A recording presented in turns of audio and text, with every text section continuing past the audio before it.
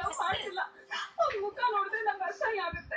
ಇನ್ನೇನು ಅರ್ಧ ಕಷ್ಟ ಪರಿಹಾರ ಆಯ್ತಲ್ಲ, ಇನ್ನೇ ಕಳ್ತಿದ್ಯಾ, ಆರಾಮಾಗಿರು. ನಿಮ್ಗೆ ಅರ್ಥ ಆಗಲ್ಲ. ಹೇಳಿದ್ರೆ ತಾನೇ ಗೊತ್ತಾಗೋದು. ಟ್ರೈ ಮಾಡು. ಅವ್ನ ಲವ್ ಮಾಡ್ತಿದ್ದೆ ಅನ್ಕೊಂಡಿದ್ದೆ, ಆದ್ರೆ ಅದೇ ನೀನ್ ಮಾಡಿದ್ ಮೊದಲನೇ ತಪ್ಪು. ಲವ್ ಮಾಡಿದ್ದೆ ಅಂತ ಅನ್ಕೊಳ್ಳೋದೇ ತಪ್ಪು. ಅದು ಗೊತ್ತಿರುತ್ತೆ. ಆದ್ರೆ ಅವ್ನ ಎಂತವನು ಅಂತ ನನಗೆ ಆಮೇಲೆ ಗೊತ್ತಾಗಿದ್ದು. ಅವ್ನು ಬೇರೆ ಹುಡುಗಿ ಜೊತೆ ಓಡಾಡಕ್ ಶುರು ಮಾಡ್ದ. ಬೇರೆ ಕಾಯಿ ಕೊಡ ಅವಳಿಗೆ. ಈಗ ನೋಡಿದ್ರೆ ಬೇರೆ ಹುಡುಗಿ ಜೊತೆ ಓಡಾಡಕ್ ಬಿಟ್ಟಿಲ್ಲ, ನನ್ನನ್ನು ಬಿಡ್ತಾ ಇಲ್ಲ ಅವನು. ಇಂಥವ್ರಿಗೆಲ್ಲ ಚಾಟ್ಸ್ ಓದಿಬೇಕು. ಅಷ್ಟು ಈಸಿ ಇದ್ದಿದ್ರೆ ನಾನೇ ಮಾಡ್ತಾ ಇದ್ದೆ. ಆದ್ರೆ ಏನು ನಿನ್ನ ಬ್ಲಾಕ್ ಮೇಲ್ ಮಾಡ್ತಾನೆ. ಅವ್ನು ಯಾರು ಅಂತ ತೋರಿಸು. ಅವ್ನ ಒಂದು ಪೊಲೀಸ್ ಸ್ಟೇಷನ್ಗೆ ಹಾಕೊಂಡು. ಹಾಗೆಲ್ಲ ಗೋಸ್ತು ಅವ್ನು ನಮ್ಮ ವಿಡಿಯೋಸ್ ತೆಗಿತಾನೆ.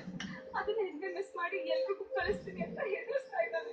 ಕಳಿಸ್ಲಿ ಬಿಡು, ಅದರಿಂದ ನಿನ್ ಜೀವನ ಹೆಂಗಾಗುತ್ತೆ? ಬಸವರಾಜ್, ಸುಖ ಮಾಡ್ತಮ್ಮ. ಆ ವಿಡಿಯೋಸ್ ಕಾಂಪ್ರಮೈಸಿಂಗ್ ಆಗಿದ್ಯಾ?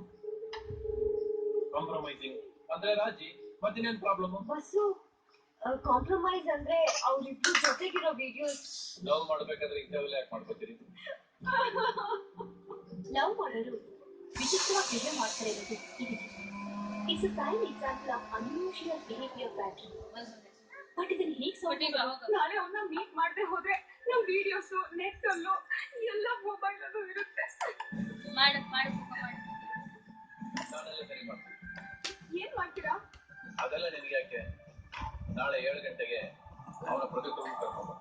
ಥ್ಯಾಂಕ್ ಗಾಡ್, ಕೊನೆಗಾದ್ರೂ ಬುದ್ಧಿ ಬಂತಲ್ಲ ನಿಮ್ಗೆ. ಆದ್ರೆ ನನ್ನ ಇಲ್ಲಿಯ ಕರೆದಂತ ಅರ್ಥ ಆಗ್ತಾ ಇಲ್ಲ. ಯಾಕೆ ಅಂದ್ರೆ ಇಲ್ಲಿ ದೊಡ್ಡ ಪ್ರೊಜೆಕ್ಟ್ ಇದೆ.